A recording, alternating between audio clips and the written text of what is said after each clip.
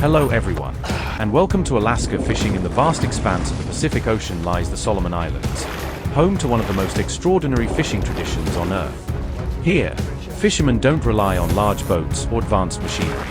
All they need is a kite, a few thin fishing lines, and the power of the wind to pull in their catch straight from the open sea. This age-old technique, kite fishing, has been practiced for centuries, allowing locals to conquer even the most elusive fish. Today, join ATP Discovery as we follow the skillful fishermen of the Solomon Islands to uncover how this fascinating tradition continues to thrive. The art of kite fishing is deeply woven into the coastal life of the Solomon Islands, especially in Lau Lagoon on Malaita Island and the Santa Cruz archipelago. Anthropologists believe this technique dates back hundreds of years, born out of necessity. In the old days, islanders built stilt houses above the lagoons, relying on nearshore fishing for survival. However, strong waves and sharp coral reefs made it dangerous to paddle boats too close. To solve this, they used kites to carry bait far beyond the reefs, letting them fish safely while staying near the shore, a brilliant blend of ingenuity and adaptation to nature.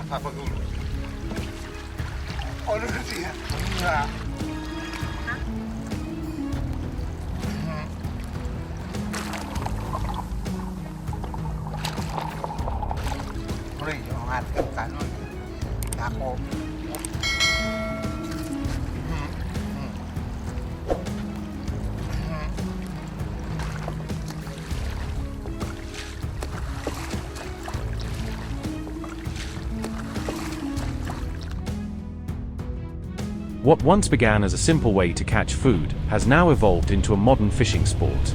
Today, kite fishing attracts both locals and enthusiasts from around the world who seek the same thrill once reserved for island fishermen, a mix of skill, patience, and excitement that feels like an extreme sport on the open ocean. Modern kites are crafted from lightweight materials like carbon fiber and ripstop nylon, designed to remain stable even in strong winds. Fishing lines are made of braided PE or monofilament nylon, capable of holding 20-50 pounds of tension and extending up to 100 meters.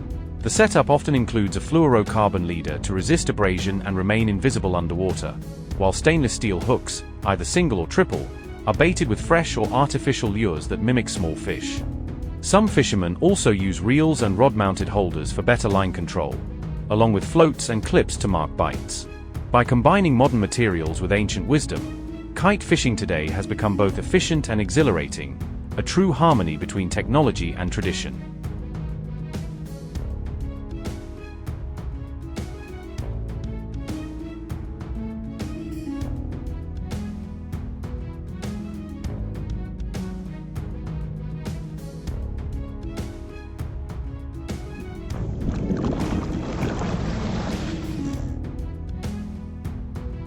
During one remarkable expedition, we witnessed Solomon fishermen land a massive mahi-mahi, a prized species in both local and international markets. These vibrant fish, known for their speed and strength, are drawn to the shimmering bait dancing on the water's surface. But mahi-mahi aren't the only ones caught this way.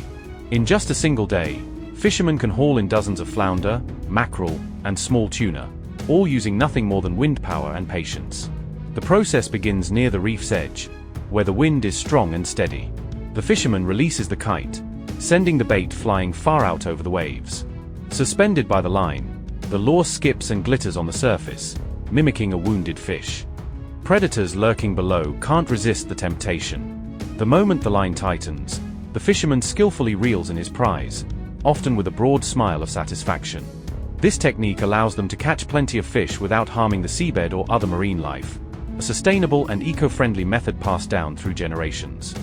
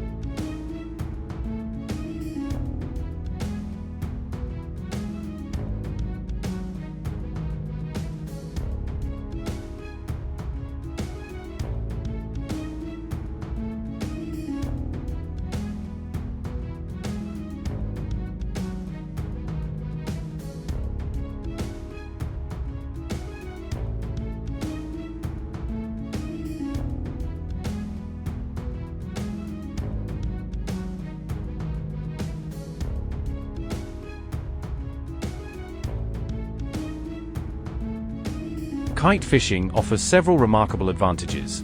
Zero fuel cost, powered entirely by the wind.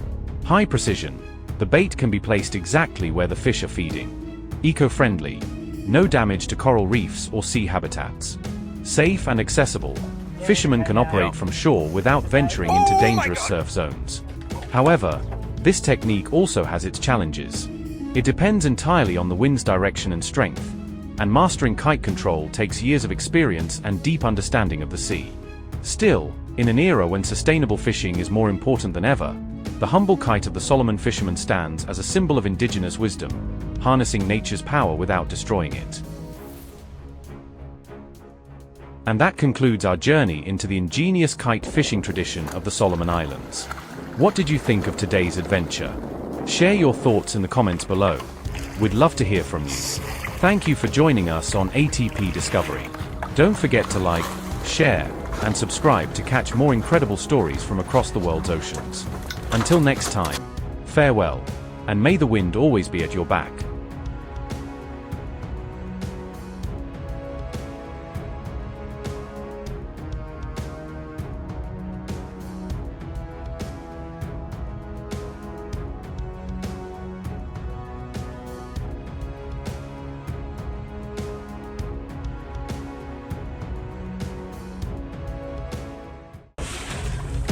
Welcome back to our journey across the deep blue sea. Today, we're discovering a new species, the cobia, a premium delicacy from the ocean. From the offshore fishing process to cleaning and cooking, everything will be featured in today's video. Let's dive in.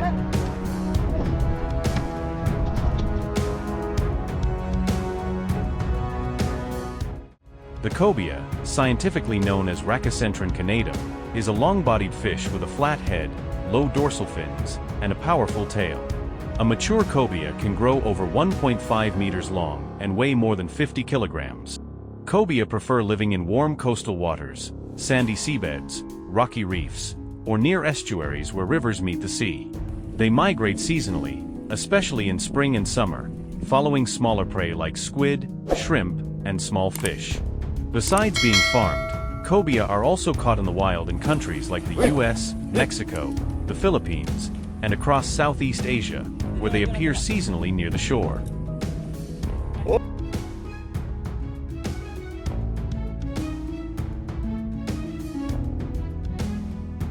The ideal season for cobia fishing runs from March to September. Traditional rods equipped with large hooks and live bait, usually small fish or squid, are the most common tools. Fishermen often head toward reef areas or strong current zones where cobia search for food. To successfully catch them, experience in reading water currents, wind direction, and timing is crucial. These factors determine the success of each offshore trip.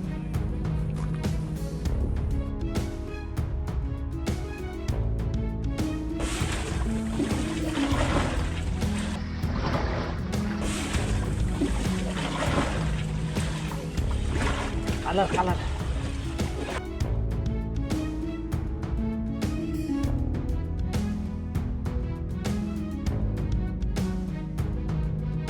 Once hooked, cobia fight fiercely and tend to dive deep to escape.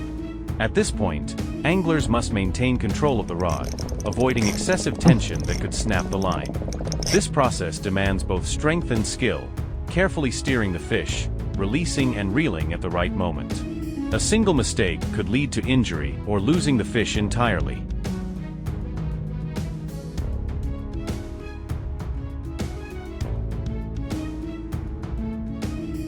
Akhirnya strike yang ditunggu-tunggu. Ya, awas jangan angkat dulu. Jangan angkat dulu. Awas kamu Mas Tur, langsung ke sana Mas Tur. Woi, kobia. Kom.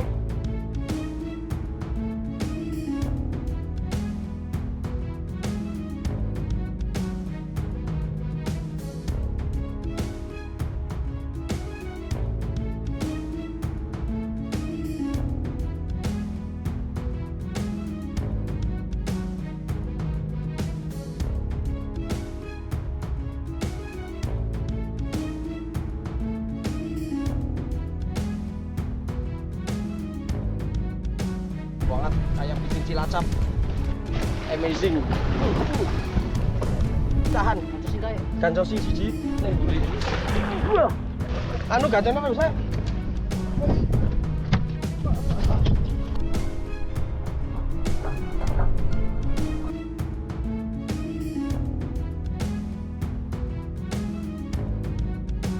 The cleaning process begins immediately after bringing the cobia ashore, ensuring maximum freshness.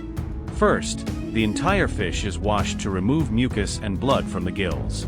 Then, the head is cut off. Next comes gutting, removing the internal organs and rinsing again to eliminate any remaining blood or impurities. Depending on the purpose, the fish can be cut into sections, filleted, or diced into smaller serving pieces. The prepared meat is then kept chilled or packed for delivery to seafood markets and restaurants. Cobia meat is incredibly nutritious. Every 100 g contains about 20 g of protein, along with vitamins D, B12, and iron. It's suitable for dieters or those needing a protein boost. Cobia can be prepared in a variety of ways: hot pot, steamed with ginger, braised, or even as Japanese-style sashimi. The current price ranges from 180,000 to 350,000 VND per kilogram.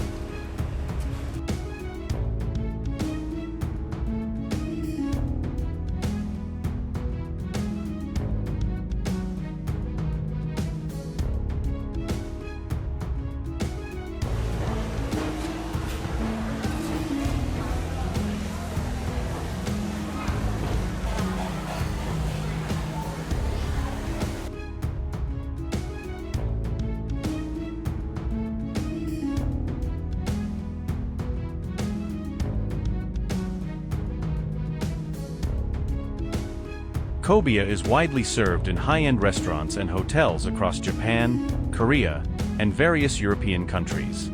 Some regions even process it into frozen fillets for export, increasing its commercial value.